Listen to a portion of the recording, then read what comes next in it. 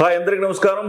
తమిళనాట రాజకీయాలు మరింత వేడిగా మారుతున్నాయి. ఆల్రెడీ టీవీకే ప్రభుత్వం ఏర్పాటైంది. విజయ్ ముఖ్యమంత్రిగా బాధ్యతలు తీసుకున్నారు. చాలా మందికి మంత్రి పదవులు ఇచ్చారు. అయితే బాధ్యతలు తీసుకోవడంలో చాలా డ్రామా జరిగిన మాట మనందరికీ తెలిసిందే.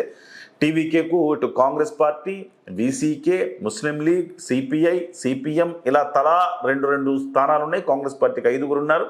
వీళ్ళందరూ కూడా ఈ 5 పార్టీల మద్దతు ఇస్తే తప్ప విజయ్ ముఖ్యమంత్రిగా ప్రమాణ స్వీకారం చేసే పరిస్థితి కనపడలా.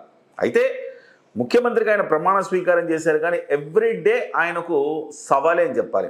ఏ సందర్భంలో ప్రభుత్వం పడిపోతుందో తెలియని పరిస్థితి. ఎందుకంటే ఈ ముస్లిం లీగ్ కావచ్చు, బీసీకే కావచ్చు, ఎప్పటికప్పుడు వాళ్ళు తమ గొంతెమ్మ కోరికలను అడుగుతూ ఉన్నారు. సో ఆయన ఏదైతే స్థానంలో పోటీ చేశారో, 2 స్థానాల్లో పోటీ చేసి 1 స్థానాన్ని వదులుకున్నారో, ఆ 1 స్థానాన్ని మాకు ఇవ్వాలి, మమ్మల్ని మీరే గెలిపించాలని వీసీకి డిమాండ్ చేసింది. దానికి అంతవరకు ఒప్పుకున్నారు ఏంటని మనకు తెలియదు.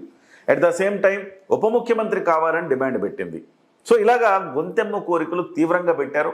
దీంతో వాళ్ళని నమ్ముకొని 5 ఏళ్ళు అంటే గోదావరి కుక్కతోక పట్టుకుని గోదావరి ఈదనట్టే పరిస్థితి అనమాట. సో వాళ్ళని నమ్ముకొని ఉండగలమా అన్న మీమాంసలో విజయ ప్రభుత్వం ఉంది. అయితే ఈలోపు అన్నాడీఎంకే బలహీనపడిన మాట వాస్తవం. అన్నాడీఎంకేకి నాయకత్వం ఏమి కనబడుతుంది స్పష్టంగా. జయలలిత గారు చనిపోయిన తర్వాత అక్కడ అన్నాడీఎంకేకి నాయకత్వం ఏమి చాలా స్పష్టంగా కనబడుతోంది. ఓపీఎస్, ఈపీఎస్ ఇద్దరు నాయకత్వం వహించిన ఎవరి మీద కూడా పరిపూర్ణమైన విశ్వాసం వాళ్ళకి వచ్చిన పరిస్థితి కనబడట్లేదు. దీంతో చాలామంది విజయ్ ప్రభుత్వానికి బలపరీక్షకు ముందే వీళ్ళందరూ కూడా చాలామంది అన్నాడీఎంకే నుంచి దాదాపుగా 19 మంది నుంచి 20 మంది వరకు అన్నాడీఎంకే నుంచి టీవీకేకి వెళ్ళాలని నిర్ణయించారు. 2/3 కనుక 1/3 కనుక వెళ్ళిపోయి ఉంటే 2/3 కనుక వెళ్ళిపోయి ఉంటే చివరికి అన్నాడీఎంకేని విలీనం చేసిన పరిస్థితి కనపడేది. కానీ అక్కడ వీలు కాలేదు. సో దీంతో ఇప్పుడు తాజాగా 3 ఎమ్మెల్యేలు కుమరవేల్, జయకుమార్, సత్యభామ తమ పదవులకు రాజీనామా చేసి అధికార టీవీకే పార్టీలో చేరారు. వాళ్ళని ఇప్పుడు మళ్ళీ ఎన్నికల్లో నిలబెడుతున్నారు. మళ్ళీ ఎన్నికలు రాబోతున్నాయి. ఈ ఎన్నికల్లో వాళ్ళు గనక మళ్ళీ నెగ్గితే అధికార టీవీకే పార్టీకి మరింత బలం పెరుగుతుంది. తద్వారా మరికొంతమంది ఎమ్మెల్యేలు వచ్చే అవకాశం ఉంటుంది. ఒకవేళ వాళ్ళ 3 ఓడిపోయారనుకోండి, మళ్ళీ పాత కదే. వాళ్ళ 3 ఓడిపోయి మళ్ళీ అక్కడ మళ్ళీ అన్నాడీఎంకే వేరే వాళ్ళని నిలబెడితే వాళ్ళు గెలిచారనుకోండి, అక్కడ మళ్ళీ వేరే కథ ఉంటుంది. అంటే ఈ డ్రామాలు అయితే కొనసాగుతూనే ఉంటాయి.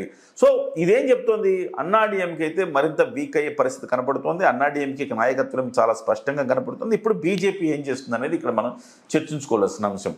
బీజేపీ ఇప్పుడు అన్నాడీఎంకే వాళ్ళందరినీ కూడా బీజేపీ తన వైపుకు లాక్కుంటుందా, లాక్కోలేకపోతుందా, లేకపోతే వాళ్ళందరూ కూడా టీవీకి వెళ్తారు అంతే తప్ప అన్నాడీఎంకే మాత్రం ఈ 5 ఏళ్ళు అలా స్ట్రాంగ్గా ఆ రకంగా ప్రతిపక్ష పాత్ర పోషిస్తుందని అయితే మనం అనుకోలేం.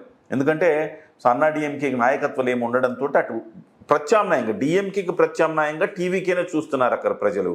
మరి ఏం జరుగుతుంది?